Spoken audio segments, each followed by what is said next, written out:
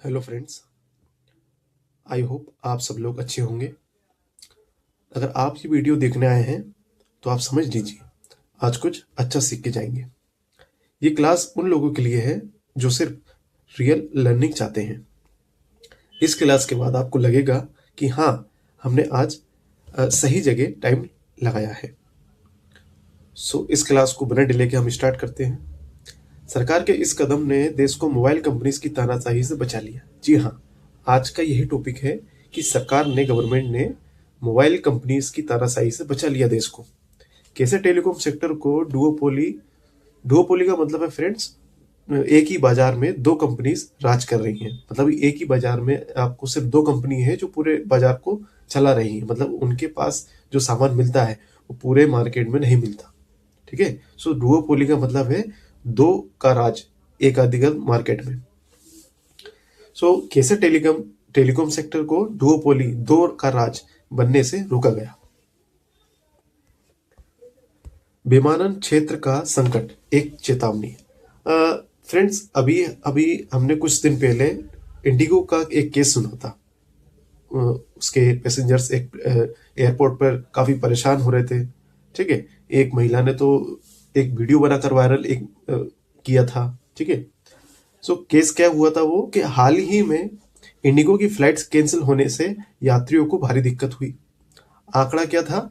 Aviation sector का 65% से ज्यादा हिस्सा अकेले इंडिगो के पास था। फ्रेंड, ये आप देख रहे हो ना, ये पूरा, ये नीला वाला, ये ब्लू वाला जो पूरा सेक्टर है, ये पूरा 65% है। ठीक है, ये 65% है।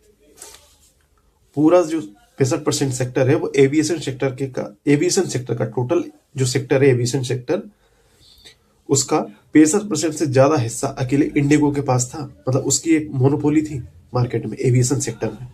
खतरा क्या था? अगर एक कंपनी डोमिनेट करती है और उसे दिक्कत आती है तो पूरा सेक्टर ठप पड़ सकता है। मतलब कि एक पूरे हमारे एविएशन सेक्टर में अगर एक ही कंपनी डोमिनेट करती है तो पूरा सिस्टम ठप पड़ सकता है एक दिन। ठीक है, ये सबसे बड़ा खतरा था गवर्नमेंट के लिए। क्या यही हाल हमारे टेलीकॉम सेक्टर का भी होने वाला था? चलिए समझते हैं आगे। टेलीकॉम डिजिटल इंडिया की रीढ़ की हड्डी है। यस, ऑब्वियसली ये जो टेलीकॉम सेक्टर है वो हमारे इंडिया की रीढ़ की हड्डी माना जाता है, क्योंकि हर आजकल डिजिटल इंडिया है। सो डिजिटल इंडिया में आपको हर काम मोबाइल के जरिए ही हो रहे हैं। जैसे कि फॉर एग्जांपल बैंकिंग और यूपीआई मोबाइल से, रेलवे और ई कॉमर्स बोले तो आपको कभी जैसे बस का टिकट करना है या ट्रेन का टिकट करना है तो आप ऑनलाइन भी बुक कर सकते हैं। सो रेलवे ई कॉमर्स वो भी मोबाइल से। शिक्षा और सोशल मीडिया, जैसा कि मैं आपको एक ये जो आज की क्लास पढ़ा रहा हूं तो इसका भी हम यूज कर रहे हैं मोबाइल से।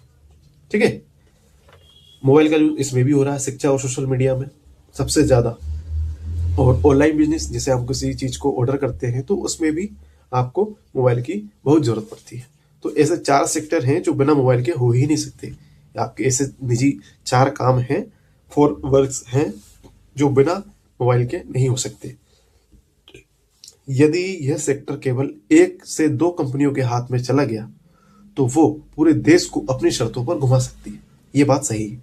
अच्छा, आपके हिसाब से क्या लगता है? आपका राय क्या है? आप अपने कमेंट्स बॉक्स में बता सकते हैं कि पूरे देश को अपनी शर्तों पर घुमा